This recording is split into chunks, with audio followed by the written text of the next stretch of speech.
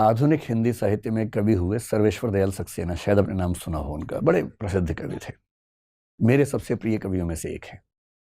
जब मैं स्कूल में था तब से उनकी कविताएं मैं खूब मंच पर बोला करता था। तो उनकी एक कविता है, गोली खाकर एक के मुंह से निकला राम, पर दूसरे के मुंह से निकला माओ, और तीसरे के मुंह से निकला आलू। पोस्टमार्टम की रिपोर्ट है, पहले दो के पेट भरे हुए थे।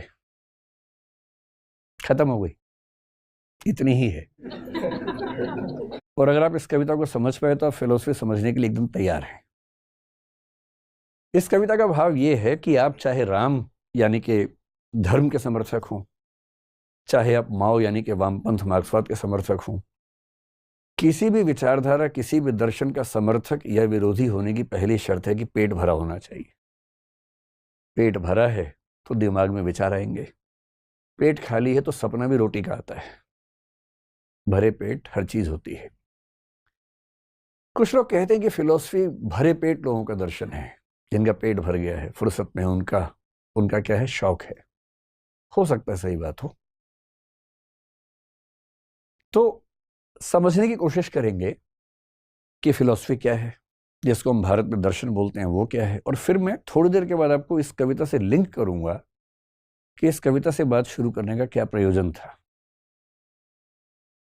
सामान्य भाषा में आपने जितनी बार फिलॉसफी शब्द सुना होगा, दर्शन शब्द सुना होगा, कहाँ सुना होगा? जैसे आपके आसपास कोई बहुत गहरी बात कर दे, आप घबरा जाएं, आप क्या बोलते होंगे?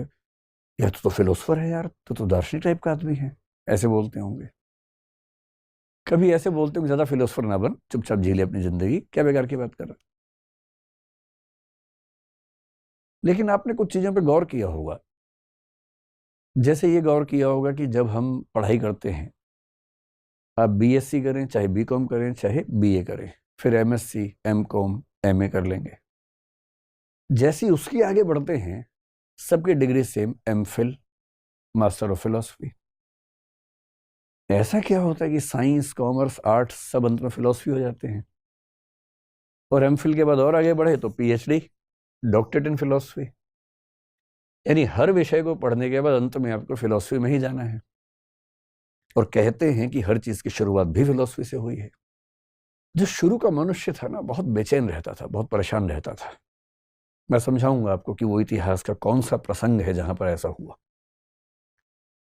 आप सोचिए, आज तो हम लोग बहुत अच्छी जिंदगी जीते हैं। आज तो हमारी मूल चिंता क्या है कि सोशल मीडिया पर मेरी पोस्ट पर लाइक आए कि नहीं आए। ये चिंता हमारी मूल चिंता है आजकल। उस जमाने की मूल चिंता ये थी कि आप पेड़ पे रहते हैं, अचानक तेज बरसात आ गई, ओले पड़ रहे हैं, आप समझ नहीं पा रहे कि हो क्या रहा है।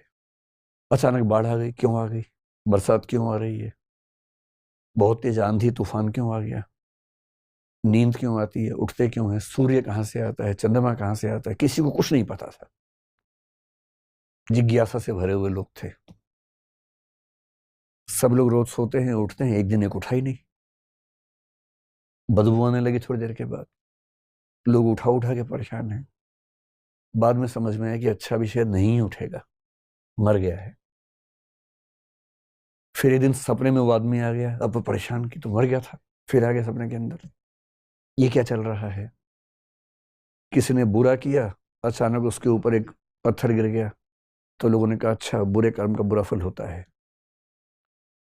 बहुत सारे ऐसा विश्लेषण, कल्पनाएं करते करते लोगों ने सोच सोच के बहुत सारी चीजें गढ़ी, जिनको हम सामान्य भाषा में फिलॉसफी या दर्शन कह देते हैं। लेकिन वहां तक पहुंचेंगे, थोड़ा सा समझते हैं। आज की चर्चा बहुत बेसिक चर्चा है, सिर्फ ये समझेंगे कि होता क्या है दर्शन, ताकि आप समझ सके कि इसमें आगे थोड़ा बहुत सीखने का मन आपका बचेगा या नहीं बचेगा। देखिए, दो शब्द हैं, एक शब्द है दर्शन, एक शब्द है फिलॉसफी। और हिंदी और अंग्रेजी में हमारे पास सबसे सामान्य शब्द यही हैं। तो कुछ लोग कह देते हैं कि दर्शन फिलॉसफी का या फिलॉसफी दर्शन का अनुवाद है। ऐसा है नहीं, दोनों अलग अलग शब्द हैं।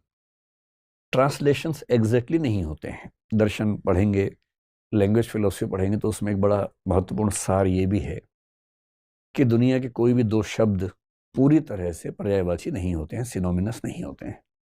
उनमें थोड़ा बहुत गैप रह जाता है। दर्शन शब्द भारतीय परंपरा ने गढ़ा और दर्शन शब्द का जो मूल शब्द है वो दृश्य धातु से बना है। और दृश्य धातु का मतलब है कि देखने की क्रिया, देखना।